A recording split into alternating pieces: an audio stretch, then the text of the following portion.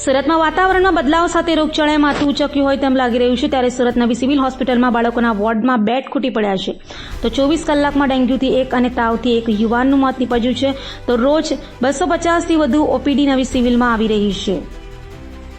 સુરતમાં રોગચાળો વધ્યો હોય તેમ લાગી રહ્યું છે, ત્યારે સુરત સિવિલ હોસ્પિટલમાં બાળકોના વોર્ડમાં બેડ ખૂટી પડ્યા છે. બાળકોના વોર્ડમાં એક બેડ પર 2 બાળકોને સારવાર આપવામાં આવી છે. તો છેલ્લા 24 કલાકમાં એક યુવાનનું ડેન્ગ્યુ અને એક યુવાનનો તાવથી મોત નીપજ્યું છે. સુરત નવી સિવિલમાં ઓપીડીમાં 180 જેટલા કેસ સામાન્ય દિવસમાં આવે છે, તેની કરતાં અત્યારે 250થી વધુ રોજની ઓપીડી આવી રહી છે.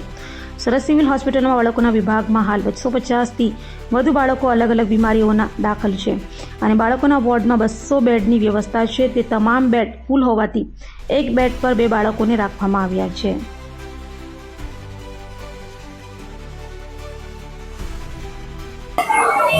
અત્યારની પરિસ્થિતિ જોતા કેટલા દરરોજના ઓપીડીમાં આવે છે બાળકોમાં રોગચાળો? રોજના મેં કીધું એ પ્રમાણે 270થી 300 દર્દીઓ અમારી પાસે ઓપીડી બેઝ ઉપર આવે છે.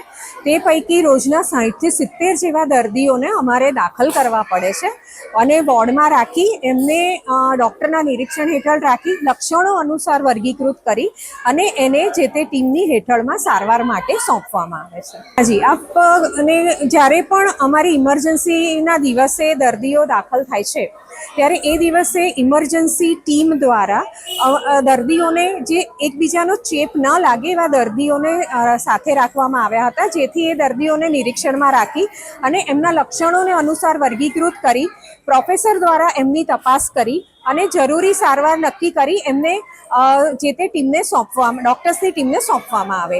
એટલે એ દરમિયાન જે તે બાળકોનો એક વિડીયો આપને સોશિયલ મીડિયા ઉપર જોવા મળી રહ્યો હતો. હાલમાં બાળકોની ઓપીડીમાં 200થી 250 બાળકોને સારવાર મળી રહી છે અને વોર્ડમાં રોજના 40થી 50 દર્દીઓ નવા દાખલ થઈ રહ્યા છે.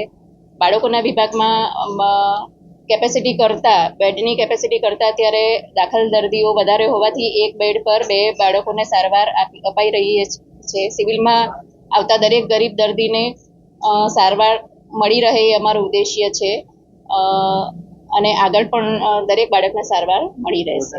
રોજના ઓપીડીમાં 200થી 250 દર્દીઓ આવે છે અને વોર્ડમાં 40થી 50 દર્દીઓ નવા દાખલ થઈ રહ્યા છે.